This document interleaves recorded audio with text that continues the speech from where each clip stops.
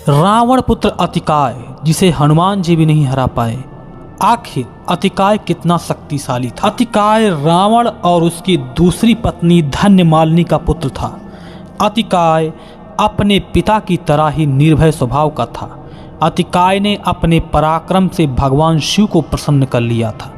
एक बार तो भगवान शिव ने उसके ऊपर त्रिशूल का प्रहार कर दिया, लेकिन अतिकाय ने भगवान शिव का भी मान भंग कर दिया। इसके बाद भगवान शिव ने उसे धनुर्विद्या सिखाई और अनेक अस्त्र दिए। इसके बाद अतिकाय ने ब्रह्मा जी से ब्रह्म शक्ति पाश का एक ऐसा अमोघ अस्त्र प्राप्त कर लिया और साथ में ब्रह्म कवच को भी प्राप्त कर लिया। अतिकाय को मारना इतना कठिन था कि शायद दुनिया में कोई दूसरा व्यक्ति उसे मार नहीं सकता। अतिकाय कुंभकर्ण से भी ज्यादा शक्तिशाली योद्धा था।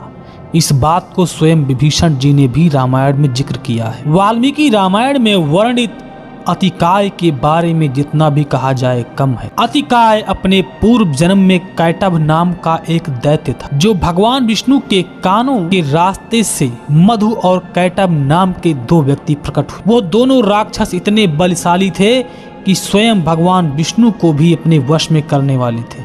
उन लोगों ने भगवान विष्णु को भी हरा दिया था, क्योंकि उनको एक ऐसा वरदान प्राप्त था कि उस वरदान को न जानने के कारण भगवान विष्णु का सुदर्शन चक्र भी उनका कुछ नहीं कर पाया था। लेकिन कहते हैं कि ज्यादा शक्तिशाली होने वाला आदमी मूर्ख भी होता है। उनकी मूर्खता इतनी ज्यादा बढ़ गई थी कि एक बार भगवान श्री विष्णु जी से ही उन लोगों ने कह दिया कि हे विष्णु, मैं तुम पर प्रसन्न हूँ, तुम वर मांगो। भगवान विष्णु ने उनका मान भंग करते हुए कहा कि मैं तुम्हारे मृत्यु का राज जानना चाहता हूँ। उन लोगों ने अपने वास्तविकता के बातों को बता दिया कि हे प्रभु, मेरी मृत्यु आपके जांघों के बीच में है और आप मुझे अपने जांघों से ही मार दीजिए। इसलिए भगवान विष्णु ने अपने जंघा को ऊपर बढ़ाया, छोटा किया और इसके बाद उसी जंघों में दबाकर उन दोनों को मार डाला। मित्रों, वही अतिकाय और कुंभकर्ण आगे चलकर त्रेता युग में रावण के भाई और एक पुत्र के रूप में जन्म लिया। अतिकाय कैटभ दैत्य था, जो स्वयं कुंभकर्ण से भी ज्यादा शक्तिशाली योद्धा था और उसको मारने के लिए लक्ष्मण के अलावा कोई मार भी नहीं सकता। उसने स्वयं भगवान शिव से धनुर्विद्या और अस्त्र शस्त्रों से सारे राज जान लिए। साथ साथ अन्य देवताओं से भी अतिकाय को शक्तिशाली अस्त्र प्राप्त हुए थे। अतिकाय को ब्रह्मा जी ने ब्रह्म कवच प्राप्त किया था। अतिकाय को दिव्यास्त्रों से प्रहार से बचाता था वह कवच। अतिकाय के तरकस में अनेकों अस्त्र शस्त्र थे जो उसे अजय योद्धा बनाते थे। अतिकाय ने अपने पराक्रम से आदिशेष अवतार लक्ष्मण जी से युद्ध के लिए चुनौती दे दिया था। लंकापति रावण की सेना पराजय के कगार पर पहुंच गई थी और सेना के सभी प्रमुख दैत्य मारे जा चुके थे। तभी एक विशालकाय दैत्य रण क्षेत्र में आया और उसने वानर सेना में तबाही ला दी। उसके पराक्रम को देखकर श्री राम ने विभीषण से पूछा कि यह विशालकाय दैत्य कौन है। विभीषण ने उसका परिचय देते हुए बताया कि यह रावण का धन्यमालिनी का पुत्र अतिकाय है।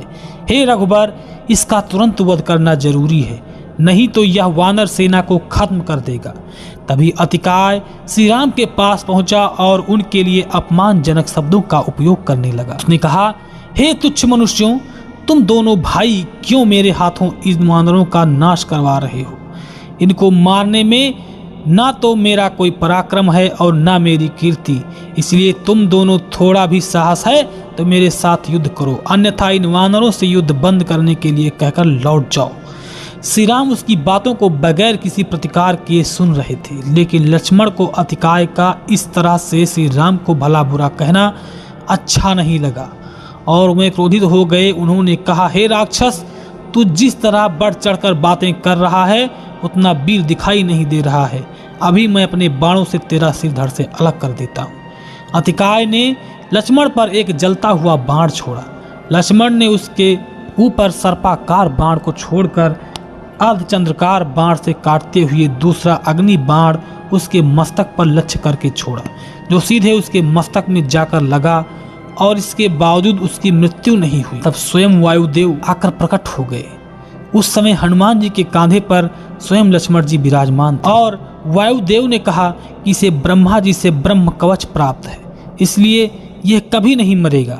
इसको मारने के लिए आपको ब्रह्मास्त्र का संधान करना होगा। तब जाकर इसकी मृत्यु होगी।